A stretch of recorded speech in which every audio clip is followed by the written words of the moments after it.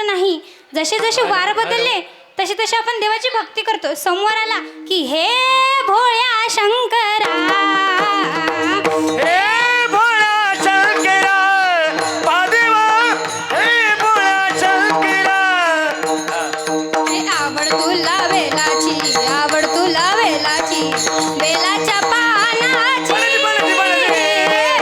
हे भोळा शंकरा महादेवा, हे भोळा शंकरा.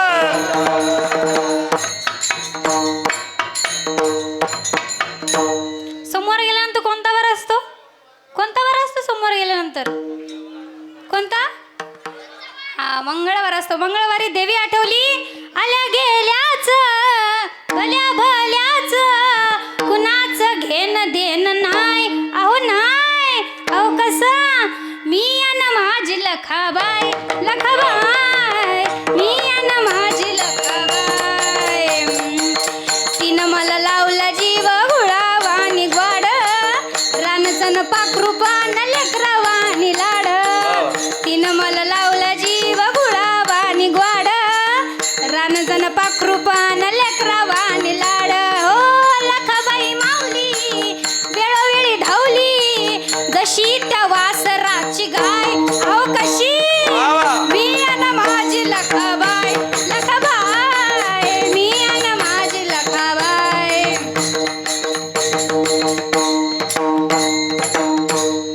मंगळवार गेला. मंगळवार नंतर कोणता वार असतो? बुधवार असतो. बुधवारी विठ्ठल आठवला, हे विठ्ठल नामाची शाळा भरली, विठ्ठल नामाची शाळा भरली. ची शाळा भरली. हे शाळा शिकताना तान बुक हरली, शाळा शिकताना तान बुक हरली. विठ्ठल नामाची शाळा भरली.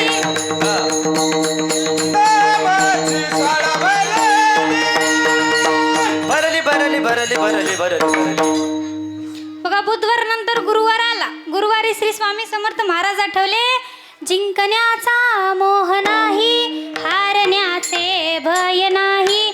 जिंकण्याचा मोह नाही, हारण्याचे भय नाही.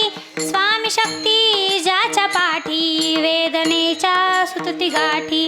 सोबतीला नाही कुणी, सोबतीला माझे उन्हामध्ये सावली स्वामी, दुःखामध्ये सुख हे स्वामी, कष्टामध्ये बळ हे स्वामी, वेदनेचा अंत स्वामी.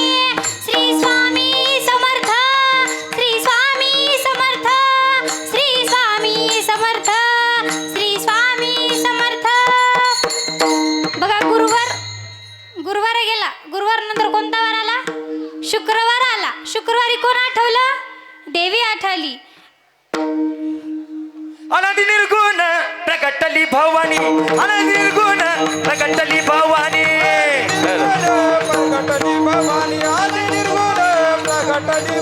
मोह महिषासुर मर्दना लागोनी, मोह महिषासुर मर्दना लागोनी.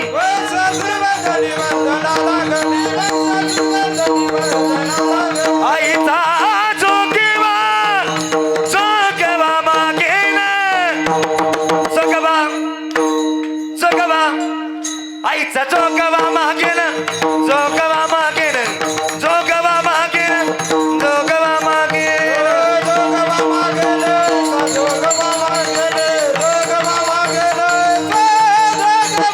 मागेन मागेन मागेन मागेन मागेन. बघा शुक्रवार गेला. शुक्रवार नंतर शनिवार आला. शनिवारी मारुतीरायाचं मंदिर दिसलं. मारुती तिथंच लोटांगण घातलं.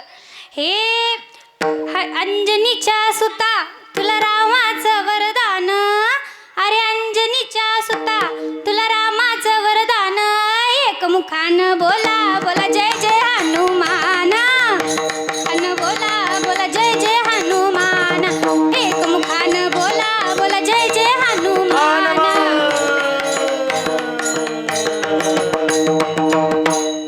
बघा शनिवार गेला. शनिवार नंतर रविवार आला.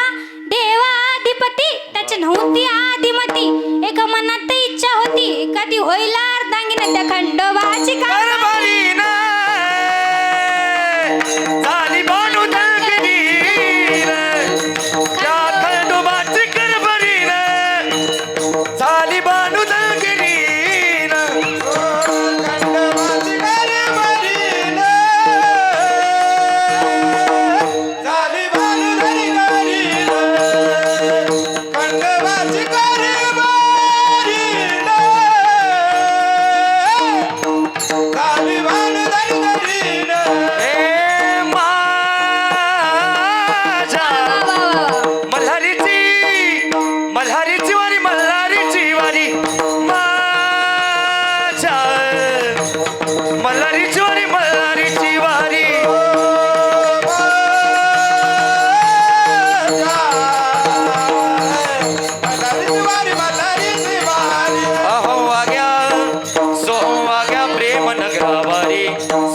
कोणी बदली लागा प्रेम करा कैवारी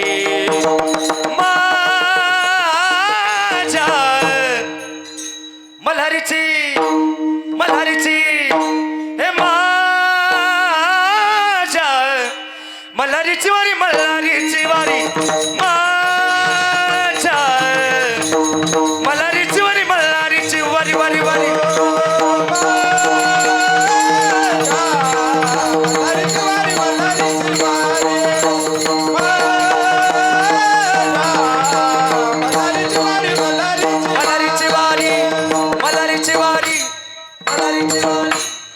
बघा असं आपलं नामस्मरण असतं जसं जसं वार बदलला आपल्याला तसं तसा देव आठवतो परंतु हे नामस्मरण बरोबर आहे का तर नाही एकचित्तेने माझ्या भगवंताचं नामचिंतन करत चला मी बोलून गेले की परमार्थ मार्गाची तातडी केली पाहिजे बरं गाई गाई परमार्थ का करावा अखंड भगवंताचे चिंतन का करावे कारण हा जो देह ना महाराज तो नाशिवंत देह आहे हा जाणार आहे म्हणून तुकोबरा अभंगाच्या द्वितीय चरणामध्ये नाशिवंत देह जाणार सकळ नाशिवंत देह जाणार सकळ नाशिवंत देह जाणार सकळ नाशिवंत देह जाणार सकळ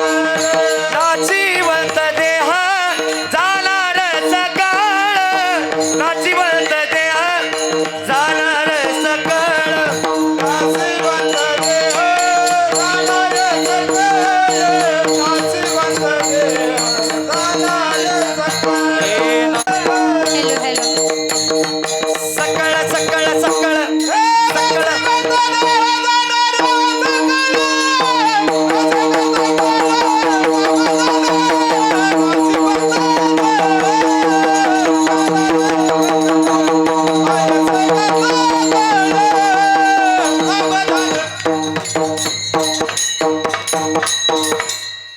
नाशिवंत देह जाणार सकळ आयुष्य खतोळ समाधान बघा हा देह नाशिवंत आहे महाराज हा जाणार आहे बघा एक तुकाराम महाराजांचा प्रसंग आठवला म्हणून सांगून जाईन एका दिवशी तुकाराम महाराज माझ्यासारखंच कीर्तन करत होते फार मोठं कीर्तन रंगलं महाराज कीर्तन फार पब्लिक आली खूप तुमच्यासारखी कितीतरी पब्लिक आली कीर्तन कितीतरी छान झालं कीर्तन करून महाराज घरी गेल्यानंतर ही बातमी रामेश्वर शास्त्रीला जाऊन सांगितली आता इथं सर्वांना रामेश्वर शास्त्री माहित आहे ना तसंच रामेश्वर शास्त्रीला जाऊन ही बातमी सांगितली की म्हणलं अरे ते तुकाराम महाराज काय कीर्तन करतोय काय भजन करतोय तू काय करतोय इथं मग रामेश्वर शास्त्रींना फार राग आला महाराज रामेश्वर शास्त्री तुकाराम महाराजांच्या घरी धावत पळत निघाले धावत पळत गेल्याच्या नंतर अरे तुझा एवढा अभिमान आहे का रे माझ्या भगवंताचं नामचिंतन करायचा अरे तुझी लायकी आहे का माझ्या भगवंताचं नामस्मरण करायची असं म्हणायला लागले महाराज तुकारामच्या बायको म्हणाल्या अहो महाराज एवढं ओरडू नका की तुकाराम महाराज घरी नाहीयेत ते स्वतःच गेलेले आहेत महाराज रामेश्वर शास्त्रीला अजून राग आला ते धावत पळत तिकडे गेला तुकाराम महाराज त्याला दिसले नाही परंतु आवाज येत होता की पांडुरंग हरी असा आवाज येतो महाराज रामेश्वर शास्त्रीने फार जोरात हाक मारली अरे तू क्या अरे माझ्या भगवंताचं नाव एवढ्या घाण जागेत घेतोयस अरे तुझ्या अंगावरचे कपडे बघ तुझं मुख बघ माझा भगवंत किती स्वच्छ आहे माझा भगवंत किती साफ आहे आणि या मुखाने माझ्या भगवंताचं नाव घेतोयस तर तुकाराम महाराज म्हणाले अरे मी तुझ्या भगवंताचं नाव घेत नाही माझ्या जिभेला तशी सवय झालेली आहे रामेश्वर शास्त्री म्हणाला थांब तुझ्या जिभेला सवय झाली आहे ना तुझी जीभ ओढून काढतो महाराज रामेश्वर शास्त्रीने तुकाराम महाराजांची जीभ ओढून काढली जीभ खाली पडली जिभेतून आवाज यायला पांडुरंग हरी म्हणजे बघा रामेश्वर शास्त्री पायात पडला महाराज रडायला लागला ओरडायला लागला म्हणायला लागला तुकाराम महाराज माझी फार मोठी चूक झाली मी चुकी केली तुम्हाला म्हणाले तुम्ही तर भगवंताचे अंश आहात तुकाराम महाराजांनी त्याला उचलला आणि म्हणाले अरे माणूस हा चुकीचा पुत्र आहे माणसाने चूक तर होणारच झाली म्हणून माझ्या संतांनी वाईट माणसाला देखील परमार्थ मार्गाला लावलं विठ्ठल विठ्ठल विठ्ठल विठ्ठल विठ्ठल विठ्ठल बघा आता संतांची संगती काय केल्यावर काय होतं की आपलं आता संतांची संगती का करावी संतांची संगती आपल्या जीवनाचा उद्धार व्हावा म्हणून केली पाहिजे पण वाईट माणसाची संगती केल्यावर काय होतं हे सुद्धा सांगून जाईल बघा एक राजा होता छोटंसंच गाव होतं फार मोठं गाव नव्हतं सुंदर गाव होतं राजापेक्षा हुशार त्याचा प्रधान होता महाराज एके दिवशी एका माणसाने चोरी केल्यानंतर सगळी प्रजा एका जागी आली आणि त्या माणसाला शिक्षा द्यायचं ठरलं की तुझं नाक कापायचं मग आता त्या माणसाचं नाक कापलं महाराज त्या माणसाने सगळी गावाने अफवा फैलवली की नाक कापल्यावर देव दिसतो आता मला सांगा नाक कापल्यावर देव दिसतो का बोला देव दिसतो का? नाही. नाक कापल्यावर देव दिसत नाही. मग यानं ही अफवा दुसऱ्याला सांगितली की नाक कापल्यावर देव दिसला, नाक कापल्यावर देव दिसला. महाराज याचं बघून दुसरं नाही कापलं. म्हणायला किती सोपा मार्ग आहे, नाक कापल्यावर देव दिसतोय म्हणल्यावर. दुसऱ्याने नाक कापलं. महाराज असं नाही तर अर्ध्या गावाने नाक कापलं. मग ही बातमी राजापर्यंत पोहोचली. राजा म्हणायला लागला, अरे वा, काय सोपं साधन आहे देव भेटायचं. नाक कापल्यावर देव दिसतो म्हणल्यावर मी पण कापणार. आता राजाने पण नाक कापायला सुरुवात. प्रधान म्हणला, अहो राजा तुम्ही थांबा, तुमच्या आधी मी कापून बघणार. महाराज प्रधानने नाक कापला तर प्रधानना देव दिसला का? आता तुम्ही माणसाला आजच्या कीर्तनकारांनी सांगितलं नाक कापल्यावर देव दिसतो, तुम्ही जाऊन कापसान, तर तसं करायचं नाही. बघा प्रधानने नाक कापलं आणि प्रधानला नाक कापल्यावर देव दिसला का? तर नाही. म्हणून संतांची संगती फार महत्वाची असते. वाईट माणसाची संगत केल्यावर अजून एक उदाहरण देईन काय होते. आता 2 दारुडे मित्र होते. त्याच्यामध्ये तिसरा फार सज्जन होता, माळकरी माणूस होता, फार सज्जन होता. या दोघांनी ठरवलं की तिसऱ्याला दारू पाजायची. आता या दोघांनी फार विचार केला. एका दिवशी म्हणाले, अरे या दारूमध्ये एवढं सुख आहे की सगळंच काही जाणलं. त्याच्यातला दुसरा म्हणाला, माझी बायको गेली, सासरा गेला, सासू गेली, सर्वच काही जातं. महाराज तिसऱ्याने विचार केला, अरे वा, एवढं फार सोपं साधन आहे, पण मी पण पिणार. मग पहिल्याने त्या दुसरा सज्जन होता ना महाराज, त्यानं पहिल्या दिवशी 1 टोपण पिली, त्याला फारच आवडली. दुसऱ्या दिवशी 2 टोपण पिली, त्याला अजून आवडली. तिसऱ्या दिवशी 3 टोपण पिली, फार आनंद झाला. चौथ्या दिवशी बाटलीच तोंडाला लावली. विठ्ठल विठ्ठल विठ्ठल विठ्ठल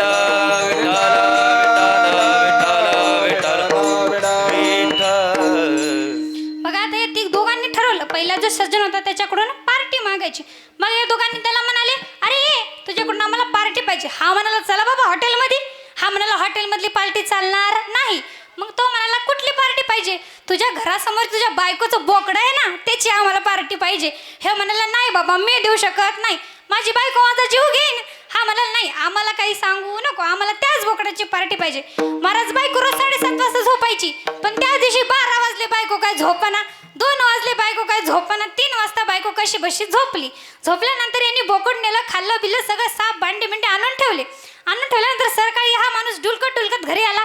दारात तर बोकड दिसतंय, खालीच बसला मारत तसंच. आणि बायकोला म्हणायला लागला, अगं ए बायको. ती म्हणाली, बायको गेली चुलीत. मला एक सांगा, रात्री 12 वाजता तुम्ही बाजूच्या कमला काकूचं काळं कुत्र घेऊन कुठे गेलतात? विठ्ठल विठ्ठल विठ्ठल विठ्ठल विठ्ठल विठ्ठल. आता मला सांगा, यांनी नशेमध्ये काळं कुत्र खाल्लं का बोकड खाल्लं?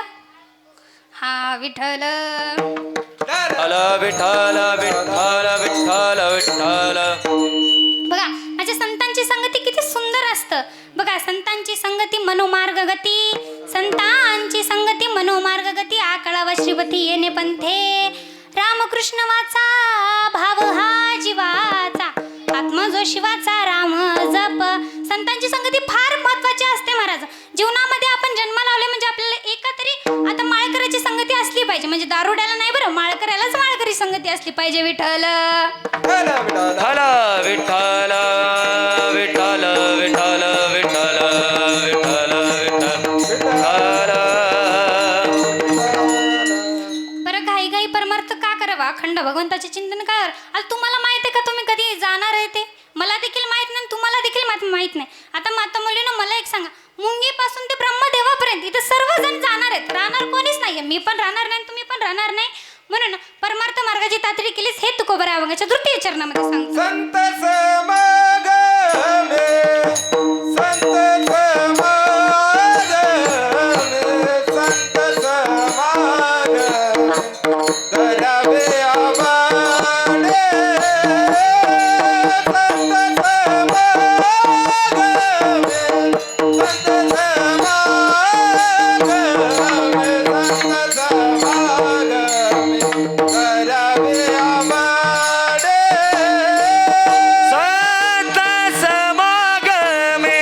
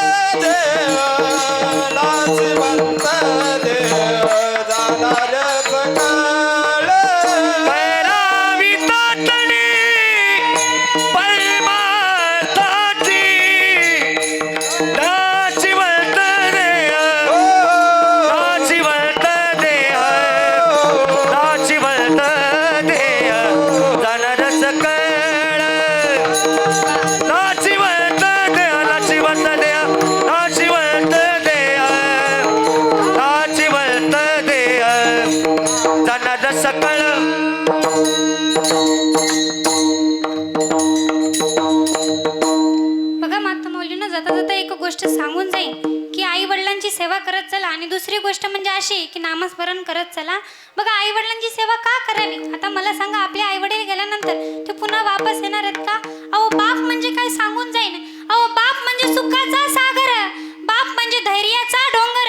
अरे, बाप म्हणजे आपल्या पाठीवर कौतुकाची थाप आहे, तोच म्हणजे आपला खरा बाप आहे. अरे, माझ्या बापाची किंमत मुख्य जनावराला विचारा, माझ्या बाबाची किंमत घरातल्या कुत्र्याला विचारा, मांजरीला विचारा. माझ्या बापाची किंमत घरातल्या कुत्र्याला मांजरीला कळते, पण पोटच्या पोराला बापाची किंमत कळत नाही महाराज. अरे, बांधलेला बैल जेव्हा दुसऱ्याच्या रानात सरत जातो ना महाराज, बाप मागून एक हाक मारतो त्या बैलाला, बैल धावत बापाकडे वापस येतो. अरे, पोटच्या पोराला 100 जरी आवाज दिले ना तरी पोटचा वर्ग येतो का? तर नाही. विठ्ठल विठ्ठल विठ्ठल विठ्ठल विठ्ठल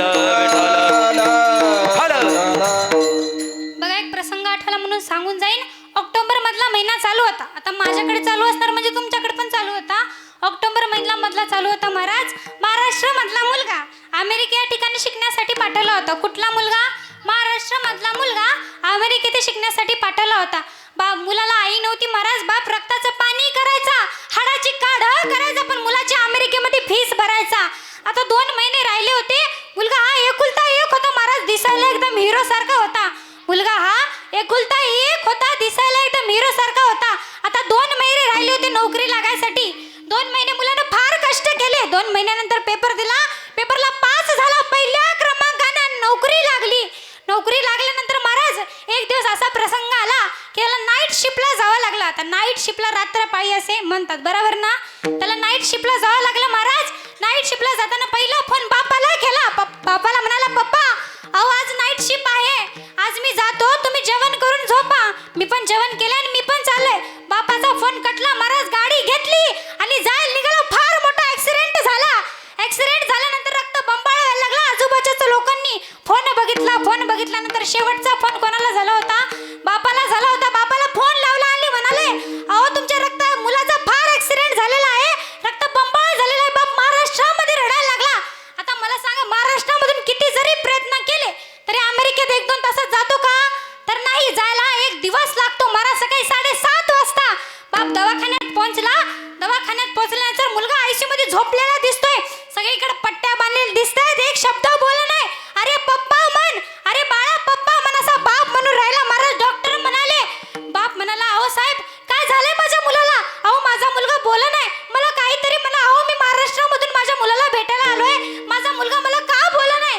महाराज डॉक्टर म्हणाले, तुमच्या मुलाची वाचण्याची गॅरंटी 99% देतो, मरण्याची गॅरंटी 99% देतो आणि वाचण्याची गॅरंटी 1% देतो. महाराज बापाच्या डोळ्यातले अश्रू थांबा नाही.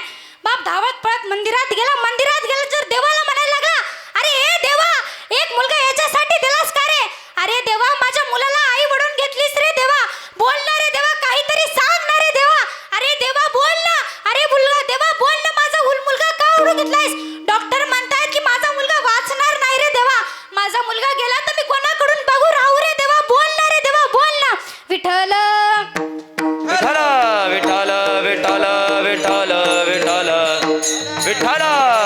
विठ्ठल विठ्ठल विठ्ठल विठ्ठल. बाप देवाला म्हणायला लागला महाराज, पण देव बोलेल का? आता तर देव नाही बोला. बाप दवाखान्यात गेला. डॉक्टर म्हणाले 7 लाख रुपये लागतील तुमच्या मुलाला वाचवायला. महाराज बापांनी शेती विकली आणि 7 लाख रुपये दिले आणि मुलाचं ऑपरेशन करून घेतलं. मुलाच्या डोक्याला मार लागला होता महाराज. शेती विकून ऑपरेशन केलं. आयुष्यभर मतिमंद मुलगा पाळला, पण त्याला अनाथ आश्रमात नेऊन टाकलं नाही. आज काय आई वडिलांना जर टीबी नावाचा रोग जरी झाला ना तरी आजकालची मुलं आईला आश्रमात नेऊन घालतात. विठ्ठल विठ्ठल विठ्ठल विठ्ठल विठ्ठल. अरे काय म्हणतात माझ्या बहिणाबाई, अरे अरे माणसा तुझी नियत लय बेकार, तुझ्या परिसर गोठ्यातलं जनावर. अरे माणसा तुझ्यापेक्षा परवडली गोठ्यातली जनावर, अशा माझ्या बहिणाबाई म्हणतात. अरे माझ्या बापाची किंमत त्याला विचारा ज्याला देवाने बाप उडवून घेतलाय. बघा सर्वात गोड नातं म्हणजे बाप आणि लेकीचा असता. आठवा तो प्रसंग महाराज, लेकीचं लग्न ठरले, पाहुणे बघायला आलेत. मुलाला मुलगी पसंत आली, लग्नाची तारीख आली महाराज, लग्नाचा दिवस उगवला, लग्न ठरलं, अक्षता पडायला लागल्या. तळ हाताचा पाळणा, दोन्ही डोळ्याचा आईना, एका डोळ्यात आनंद, एका डोळ्यामध्ये पाणी, जीव खालीवरी होतो डोया तुला पाठविता घरानी. एका डोळ्यात आनंद एका डोळ्यामध्ये पाणी. शुभमंगल सावधान. मुलीच्या अंगावर अक्षता पडला महाराज. मुलीने पहिली मिठी ही आईला मारली, दुसरी मिठी बापाला मारली, दुसरी मिठी भावाला मारली. बाप काय दिसेना महाराज. बाप एका कोपऱ्यात जाऊन रडत होता. बापाला त्याचे मित्र म्हणायला लागले, अरे पुरुषासारखा पुरुष आहेस आणि मुलीच्या लग्नामध्ये रडतोयस. बाप म्हणाला, अरे माझ्या मुलीला चालायला मी शिकवलं. अरे पहिला ड्रेस माझ्या मुलीला मी घेऊन दिला. अरे माझ्या मुलीला मी पहिल्यांदा शाळेत नेऊन सोडलं. अरे माझ्या मुलीला शाळेतून मी आणलं. अरे माझी मुलगी लहानाची मोठी माझ्या समोर झाली आणि आज माझी मुलगी परक्याची होणार. मी नाही जाऊ देणार रे माझ्या लेकीला. मुलं म्हणायला लागले, अरे ही विधी आहे, सर्वांनाच करावं लागते. बाप रडायला लागला. महाराज मुलीला बाप दिसला. मुलीने धावत पळत बापाला विठी मारली. उरामंदी माया माया त्याच्या काळ्या मेघावानी. दाखविना कधी कुणा डोळ्यातल पाणी. उरामध्ये माया त्याच्या काळ्या मेघावानी. दाखविना कधी कुणा डोळ्यातल पाणी. जिजो जिजो संसाराचा गाडा हाकला. वटामंदी हा सुजरी कना वाकला. घडीभर तो थांब जरा ऐक त्याची दापर. लई अवघड ऐकण्या उमगाया बापर. उमगाया बापर. लया वगड गड्यात उमगाया बापर. उमगाया मुलीने बापाला मिठी मारली आणि बाप म्हणायला लागला, ज्याची होती त्यानंच नेली. आम्ही लावलेली माया आज वायाला गेली. चिमणी माझी उडून गेली. चिमणी माझी उडून गेली. बघा बाप लेकीचं नातं हे फार गोड असतं महाराज. म्हणून जोपर्यंत बाप आपल्या जीवनामध्ये आहे ना तोपर्यंत त्याला जपत जा. कारण की एकदा का बाप निघून गेला ना तर जीवनामध्ये बाप जेव्हा जातो ना महाराज, बाप विचार करतो, अरे मी रडलं तर माझी मुलगी रडल, माझ्या नाती रडतील, माझे सुना रडतील, माझी बायको रडल. म्हणून बाप रडत नाही महाराज. पण बाप एकदा का जीवनामधून गेला ना मग मुली रडतात, नाती रडतात, सुना रडतात. पण त्यावेळेस त्यांचे डोळे पुसायला तिथं बाप उपस्थित नसतो महाराज. म्हणून जोपर्यंत आपल्या जीवनामध्ये बाप आहे ना तोपर्यंत या बापाची किंमत करत चला. कारण की एकदा का जीवनामधून बाप निघून गेला ना, गेले दिगंबर ईश्वर इवते. गेले दिगंबर ईश्वर इवते. राहिला सागर कीर्ती जगा माझी. राहिला सागर ते जगा माझे. बघा एकदा का बाप जीवनामधून निघून गेला ना महाराज कोणीच नसतो विचारायला, मुलगी का माहेरामध्ये येते. अरे माझा बाप मला तिथं विचारायला असेल, माझ्या बापाने मला साडी घेतली असेल म्हणून मुलगी माहेरा येते महाराज. पण एकदा का बाप निघून गेला ना, कोणत्या हक्काने मागल, कोणाला मागल हो मुलगी. म्हणून एकदा का बाप निघून गेला ना महाराज आपल्या बापाला जपत चला महाराज. बापा फार महत्वाचा असतो. बघा माझ्या कीर्तनाची वेळी समाप्त झालेली आहे. ज्यांनी माझ्या कीर्तनात रंग भरवण्याचं काम केलं अशा असणारे गायनाचार्य असतील दुर्गेश महाराज कुकडे, तसेच मृदुंगाचार्य असतील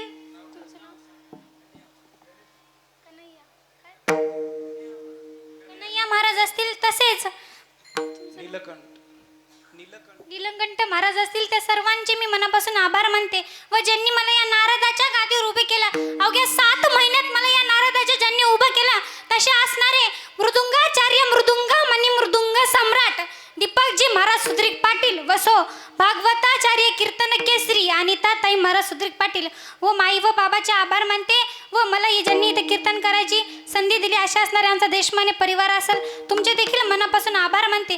व ज्याला मी माझ्या गुरुवर्य स्थानी ठेवते अशा असणारे गंगाप्रसाद दिगंबर देशमाने तुमचे देखील मी मनापासून आभार मानते. व तसे मी जेव्हा जेव्हा चुकले तेव्हा मला सरळ मार्ग दाखवला अशा असणारे नवनाथ दिगंबर देशमाने असतील, राजे दिगंबर देशमाने, शहाजी दिगंबर देशमाने व शिवाजी दिगंबर देशमाने तुमचे देखील मी मनापासून आभार मानते. व माझ्या आई वडिलांचे देखील मनापासून आभार मानते, कारण की मला काळजाच्या दगडावर दगड ठेवून आळंदी येथे शिकण्यासाठी पाठवलं. तुमचे देखील मनापासून आभार मानते. व आज माझ्या कीर्तनातून असेल, वादकाच्या वादकामातून असेल, गायनाचार्याच्या गाण्यामधून असेल, जे काही पुण्य एकत्रित झाले ना महाराज, ते आमच्या वडी आजोबांना पाठवा हीच नम्र विनंती करते. व आवर्जून उपस्थित लावणारे असे असणारे हरिभक्त पारायण वैभव महाराज ढोरे असतील, गुरुबंधू, त्यांचे देखील मी मनापासून आभार मानते. व ज्या माझ्या कीर्तनला आवर्जून उपस्थित राहिले असे असणारे अर्चना राम नरवाडे तुमचे देखील मनापासून आभार मानते. व दुर्गा महेश चिकुलवाड तुमचे देखील मनापासून आभार मानते. व झालेली सेवा माऊली ज्ञानोबा यांच्या चरणी अर्पण करते. ज्ञानेश्वर माऊली ज्ञानराज माऊलीत ज्ञानेश्वर माऊली ज्ञानराज माऊलीत ज्ञानेश्वर माऊली ज्ञानराज माऊलीत ज्ञानेश्वर माऊली.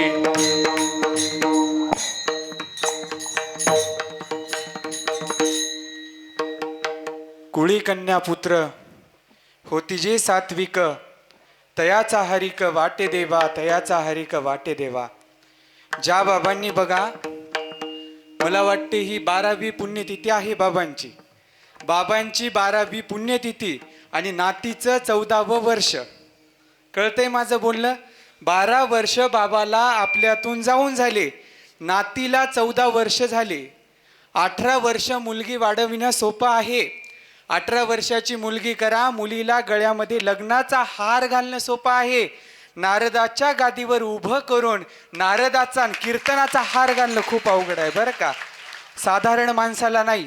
काय म्हणावं त्या माऊलीची कुस पवित्र, काय म्हणावे त्या वडिलाचे उपकार, आणि काय म्हणावे आजोबांची पुण्याई. ज्या आजोबांनी बघा रामनवमीच्या दिवशी देह ठेवला, एवढ्या पवित्र आणि पावन दिवसावर ज्या आजोबांनी देह ठेवल्या, काय म्हणावे 5 पाची पांडव्यासारख्या चुलत्याची उपकार, काय म्हणावे त्या 5 चुलत्याची उपकार, आणि काय म्हणावे ताईच्या खरंच 2 आत्यांचे उपकार बरं का. अशी मुलगी ज्यांच्या कुळामध्ये येतं, असं म्हणतात बघा, मुलगी तरी ऐसी देई जैसी मीरा मुक्ताबाई. वयाचा 14व्या वर्षी गावामध्ये बघा आजोबाच्या पुण्यस्मरणानिमित्त ताईनं गोड या ठिकाणी कीर्तन केलं. बरं, मला वाटते ताईचं पहिलंच कीर्तन आहे, बरोबर आहे ना.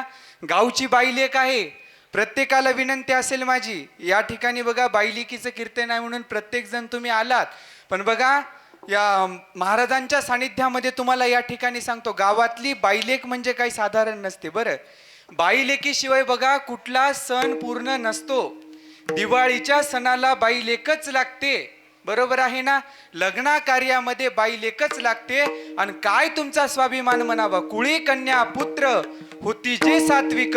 मुलगा गावात सात्विक जन्माला येणं साहजिक आहे, पण अशी सात्विक मुलगी जन्माला येणं हे सहजासहजी घडत नाही. गावाचं सुद्धा पुण्य आहे.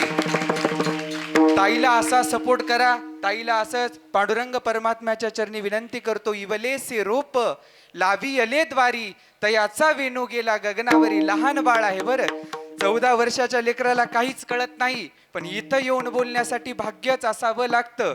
जन्मोजन्मी आम्ही बहु पुण्य केले, तेव्हा या विठ्ठले कृपा केली. पांडुरंग परमात्म्याच्या चरणी विनंती करतो, देवा ताईचा सुद्धा वाडो लोकी सदाचार, सदविद्येचा बडीमार. ताईचं सुद्धा असंच महाराष्ट्रभर नाव लोकित हो, एवढीच पांडुरंग परमात्म्याच्या चरणी विनंती करतो. आणि मी माझ्या सेवेला इथेच पूर्ण विराम देतो. जय विठ्ठल, जय जय विठ्ठल, जय विठ्ठल, जय जय विठ्ठल, जय विठ्ठल, जय जय विठ्ठल. बोलिलेले करू देवा कुड करा क्षमा अपराध महाराज तुम्ही सिद्ध. कामनी ज्ञानेश्वरा राखा पाया पैकी करा. तुका म्हणजे ज्ञानेश्वरा राखा पाया पैकी करा. करा क्षमा अपराध महाराज तुम्ही सिद्ध. ज्ञानदेव तुकारा, ज्ञानदेव तुकाराम, ज्ञानदेव तुकारा, ज्ञानदेव तुकाराम, तुकाराम तुकाराम तुकाराम तुकाराम. विठ्ठल श्री ज्ञानदेव तुकाराम, पंढरीनाथ भगवान की जय. माऊली ज्ञानेश्वर महाराज की जय. शेवटी साधू संत मन वेदला माझा आरती ज्ञान राजा. लोपले ज्ञान जगे तने नाथ कोणी अवतार पांडुरंगा नाव ठेवले ज्ञानी आरती ज्ञान राजा प्रकट भया बोले स्वब्रह्माचे गेले रामचंद्र चरणी मस्तक ठेवले आरती ज्ञान राजा. शेवटी साधू संत मानवलीला माझा आरती ज्ञान राजा. आरती तुकारामा स्वामी सद्गुरु रामा सचिदानंद मूर्ती पाय दाखवी आरती तुकारामा. सागरात पाषाण तारिले तैस्त गोपाचे अभंग रचिले आरती तुकारामा. ब्रह्मसुखासी आले म्हणून रामेश्वर चरणी मस्तक ठेवले आरती तुकारामा. स्वामी सद्गुरु रामा सचिदानंद मूर्ती पाय दाखवी आरती तुकारामा. अंजनीच्या सुता राम रायाच्या सेवका वस्त्र स्वमेरता आरती करीतो हनुमंता. अंजनीच्या सुता राम रायाच्या सेवका वस्त्र स्वमेरता आरती करीतो. रामवतारे वाचवले करुणागिरी आणले लक्ष्मणासी वाचवले ऐसा उपकार केले आरती करीतो हनुमंता. अंजनीच्या सुता राम रायाच्या सेवका वस्त्र स्वमेरता आरती करीतो. सीतेच्या स्वदेशी आले शोध घेऊन सारी लंका जाळूनी अंगाऱ्या मारुनी आरती करीतो हनुमंता. अंजनीच्या सुता राम रायाच्या सेवका वस्त्र स्वमेरता आरती करीतो. प्रार्थना करीतो चरणी होनी दशरथाचे अज्ञान होई तो पावन आरती करीतो हनुमंता. अंजनीच्या सुता राम रायाच्या सेवका वस्त्र स्वमेरता आरती करीतो. काली लोटांगण वंदन डोळ्यानं पाय प्रेमालिंगन अनंत पूजन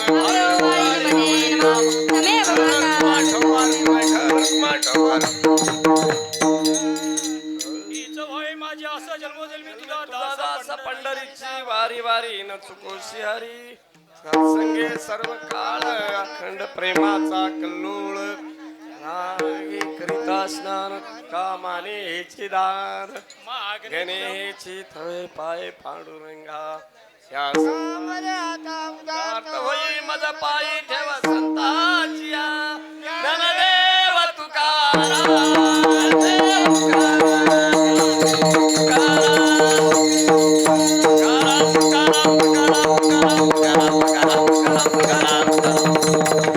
पंढरीनाथ भगवान की जय.